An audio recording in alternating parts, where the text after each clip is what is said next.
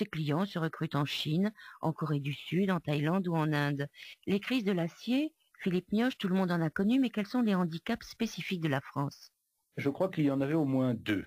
Le premier, c'est cette situation de gestion néocorporatiste de la branche, qui est le résultat de cette relation de coercition et de collaboration avec l'État. Très ambigu, hein. Très ambigu, et aussi le résultat du rôle de l'organisme professionnel, la chambre syndicale de la sidérurgie française, la combinaison des deux, c'est-à-dire cette relation ambiguë et la présence d'un corporatisme professionnel fort, ont eu des effets pervers spécifiques à la France.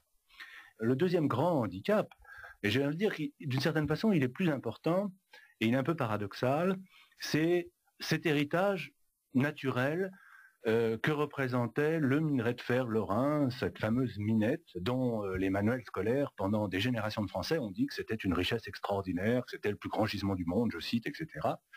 Pour une part, les efforts d'innovation dans la branche ont été orientés vers la valorisation de ce minerai et ont conduit à certains moments à des impasses technologiques quand de facto le minerai riche, ce qu'on appelle le minerai hématite qui est importé, s'est imposé. Et vous voyez, ce qui avait été une grande richesse nationale est devenu un boulet, et on s'est sans doute trop longtemps attaché à... Parce qu'il y avait un consensus dont on comprend bien les ressorts, mais on s'est sans doute trop longtemps attaché à cette richesse.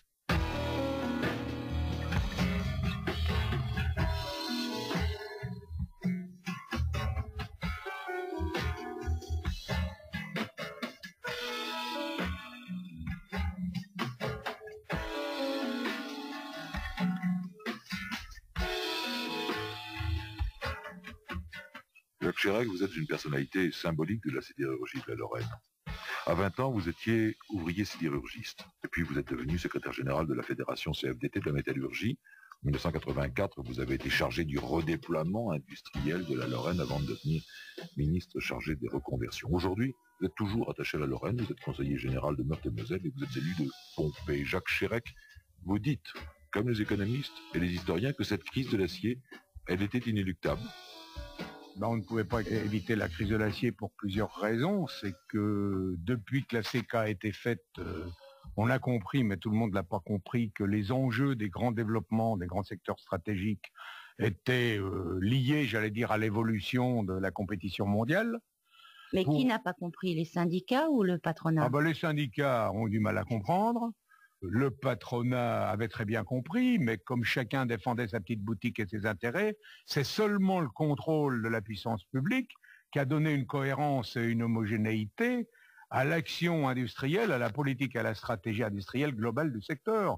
Donc il y avait un peu trois éléments. Il y avait la modernisation de la sidérurgie, le dispositif social, etc., et toute la politique de création d'activités et d'emplois alternatifs qui passait par le développement de la formation, de l'université, des infrastructures, et c'était la période des contrats de plan. Donc il y a eu pour la première fois en 84 une politique stratégique globale de modernisation d'une branche sidérurgique et de prise en compte des conséquences sociales et de prise en compte de l'impact négatif territorial. Et c'est quand même toute cette politique qui de 84 à 95 fait que d'une part, Monsieur Alfandéry peut avec impudence se vanter de dire qu'on a le troisième complexe sidérurgique du monde national, et donc qu'on peut le vendre à Lansquens, et deuxièmement, que la Lorraine peut se vanter d'avoir fait un sacré bout de chemin sur le chemin de son redéveloppement dans de nouvelles directions, et notamment de jouer la carte d'une position stratégique privilégiée au cœur de l'Europe. Cela dit, Jacques Chirac, la reconversion de la Lorraine a été quand même longue et difficile. Les entreprises sont pas bousculées pour s'implanter, et c'est pas les subventions en tout genre qui les ont tellement attirées. Là aussi, on a dépensé de l'argent pour faire venir des entreprises, et souvent pas tellement avec succès. Oui, mais ça, c'est la tarte à la crème que vous répandez partout. C'est jamais personne n'est venu voir la réalité des entreprises qui sont arrivées et des entreprises qui sont restées. Les entreprises qui ont fait la chasse à la prime et qui ont exploité la situation, c'est peanuts par rapport à la réussite des entreprises qui sont alternatives maintenant et qui restent sur le territoire lorrain. Alors ce que je constate, c'est qu'il a fallu malheureusement faire appel aux entreprises étrangères, japonaises, coréennes, américaines, allemandes sur le bassin charbonnier pour restructurer, mais auparavant, il a fallu faire un énorme effort d'investissement pour restructurer le réseau des routes, restructurer le logement, restructurer la formation. Vous savez qu'il y a 15 ans, 58% des jeunes Lorrains sortaient du système scolaire avec un niveau inférieur au CAP et qu'actuellement, il y a à peu près la même proportion, 60%, qui sort au moins avec un bac professionnel. La Lorraine, grâce à son traitement social et à son effort d'implantation d'activités, si j'ai répondu un peu vivement, vous verrez le réseau des entreprises dans le bassin charbonnier, les réseaux des entreprises à Longwy, le réseau des entreprises dans la périphérie de Metz et de Nancy. Vous verrez même dans mon canton à Pompel la lente reconquête de l'emploi. Et quand vous voyez la montée du nombre d'emplois dans les services en Lorraine depuis 10 ans, c'est fantastique et c'est faramineux. Le passé n'a de sens que quand il dynamise l'avenir. Le passé n'a de sens que quand il donne du courage en disant ce que nous avons fait il y a 20 ans, il y a 50 ans, ce que nos grands-parents ont fait en construisant des hauts fourneaux. C'est une entreprise qui était aussi fabuleuse et aussi exemplaire et aussi provocatrice de modernité que ce que les enfants, leurs descendants, leurs petits-enfants doivent faire en couvrant la Lorraine d'industrie moderne, informatique, etc. Le succès que vient de remporter la Lorraine en accueillant aux confins du bassin charbonnier la grande entreprise de Swatch-Mobile Mercedes, est la preuve, j'allais dire par 10, par 9, est la preuve que la Lorraine a une capacité d'accueil. Vous allez acheter, Jacques Chérec, de l'Usinor Sacilor. Alors, j'achèterai peut-être une action symboliquement pour l'encadrer dans mon bureau. Je respecte tous ceux qui se sont sacrifiés pour que la Lorraine aujourd'hui gagne et pour que la sidérurgie soit rentable. Deuxièmement, je le fais aussi parce que je continue à penser que c'est décisif pour l'avenir de notre région. La moindre chose que moi je revendique actuellement, en tant que Lorrain, en tant qu'ancien syndicaliste, préfet, ministre et homme politique maintenant, c'est qu'au moins ce processus de privatisation de la sidérurgie vaille au moins dans l'esprit de nos dirigeants, s'ils ont un poil de démocratie derrière la tête, au moins un débat national. La sidérurgie, ça ne se vend pas, comparaison avec la CETA, comme une cartouche de cigarette. Vous avez évoqué, Jacques Chérec, tout à l'heure, les avantages sociaux qui accompagnaient la restructuration de la sidérurgie. Les conventions, en particulier sur le pré-retraite, arrivent à échéance en 95 et elles seront ou elles ne seront pas renégociées. Ça, ce sera pour Usinor Sacilor privatisé à ce moment-là de traiter la chose. Mais la réponse est dans l'histoire. Si l'État ne s'était pas substitué aux maîtres de forge, on n'aurait jamais modernisé ni traité socialement correctement les gens.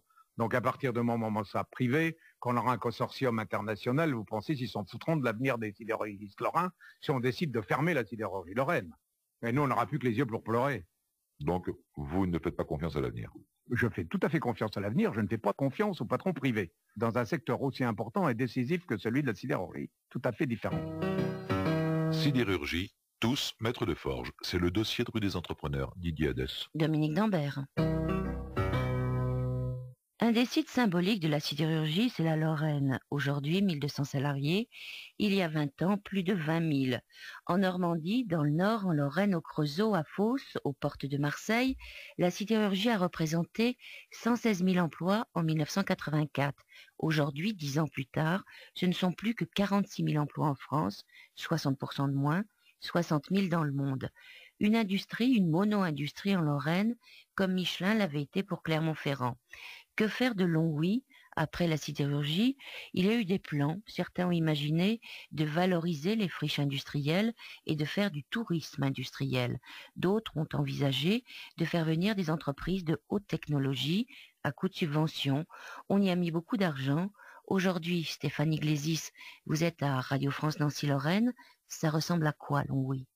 Ce qui n'a pas changé à Longwy, c'est une ville vallonnée. Longwy 1965, ce sont 4 usines au fond de la vallée, près de 20 000 sidérurgistes. Aujourd'hui, ils sont 750. La ville, avec ses maisons serrées les unes contre les autres, était construite autour des usines. À leur place aujourd'hui, un grand parc au milieu de la ville pour accueillir des entreprises, des espaces verts, de futurs équipements urbains. Les maisons grises et noires ont été repeintes. La ville fait son deuil de la sidérurgie. À quelques kilomètres, l'ex-secrétaire général de la CGT Longwy, Michel Olmy, a lui aussi tourné la page. Il est employé communal. La sidérurgie, c'était un cauchemar. On a parlé souvent de la sidérurgie comme quelque chose d'important, de cette nostalgie du métier. Moi, je dis, il y a des gens, j'ai connu des gens, que pour eux c'était l'enfer et qui demandaient qu'une chose, à partir. Il y a eu les deux aspects. On a trop présenté, vu de l'extérieur, la sidérurgie comme quelque chose où les gens étaient vraiment liés à leur outil de travail. C'est vrai qu'il y en avait, mais demandez aux jeunes compris, les 5 millions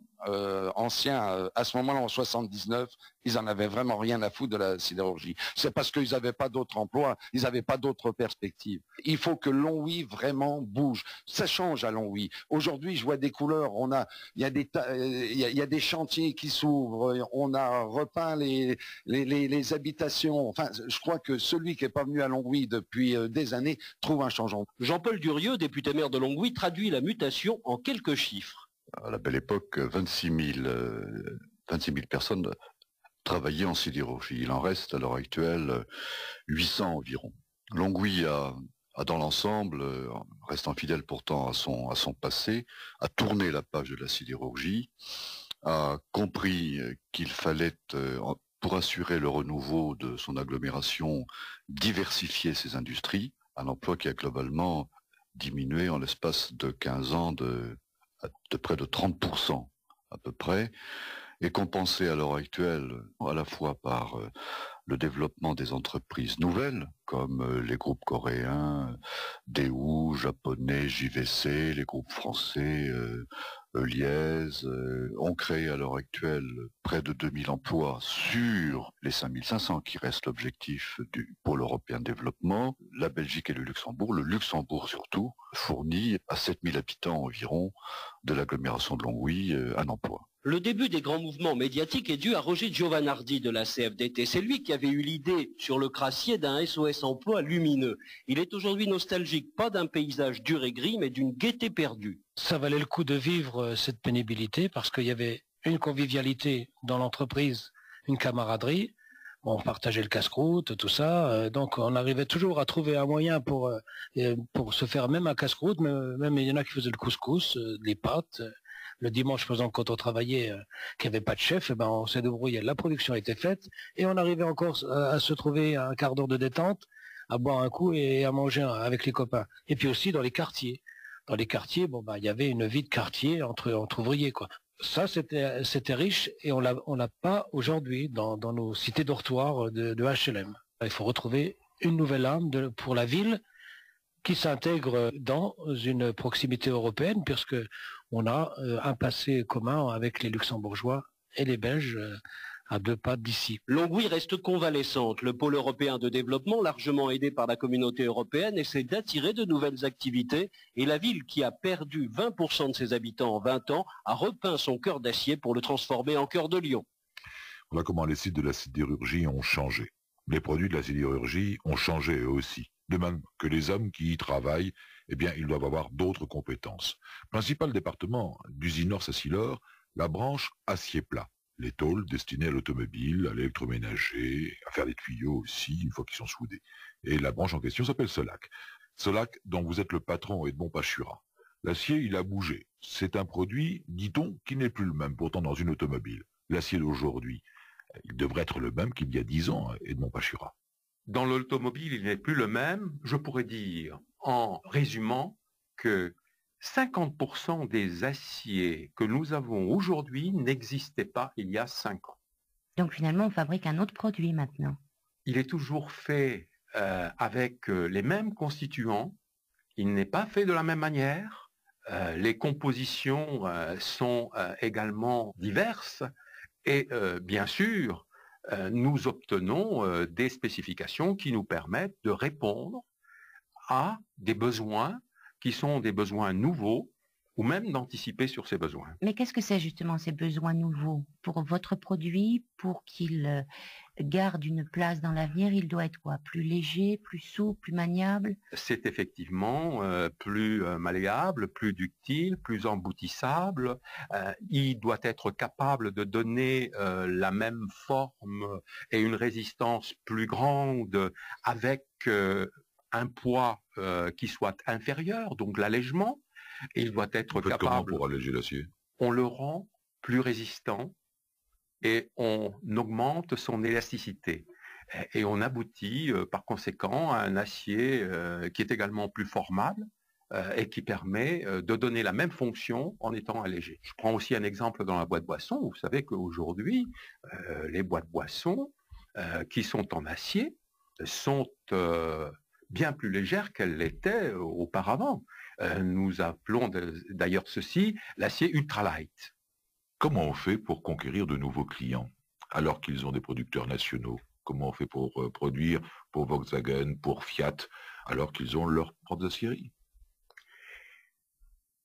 Je vais vous donner 2 exemples. Le premier est un japonais européen qui, pour sa carrosserie, spécifie un produit qui est un produit tout à fait particulier. Le japonais européen, c'est Nissan? C'est Nissan, dont Solac est le premier fournisseur. Solac a réalisé le produit qui est également réalisé au Japon et qui permet par conséquent de prendre position chez le transplant japonais en Europe. Nissan en Grande-Bretagne. Cette position que nous avons par la qualité et notre prestation dans l'automobile nous permet également de dire non à Fiat quand Fiat ne nous paie pas suffisamment.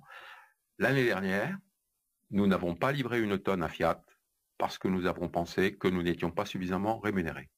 Oui, alors quoi, Fiat est allé ailleurs? Avec des problèmes. Du coup, ils sont revenus? Cette année, ils sont revenus. À votre tarif? Non, c'est au tarif qui nous permet de vivre. Cela dit, vous n'aviez pas tellement le choix de ne pas dire non, parce que si vous vendiez moins cher à Fiat, vous étiez obligé de vendre moins cher à Volkswagen et aux autres constructeurs français. Donc c'était aller dans une spirale infernale pour vous. C'est pour ça que vous avez dit non, je suppose. Parce que nous sommes attachés à une politique de marge normale et non pas à une politique de volume. Cela rejoint d'ailleurs nos orientations dans les produits à haute valeur ajoutée, où notre position est une position qui nous permet de nous installer sur des produits où il est normal qu'il y ait véritablement des partages de performance.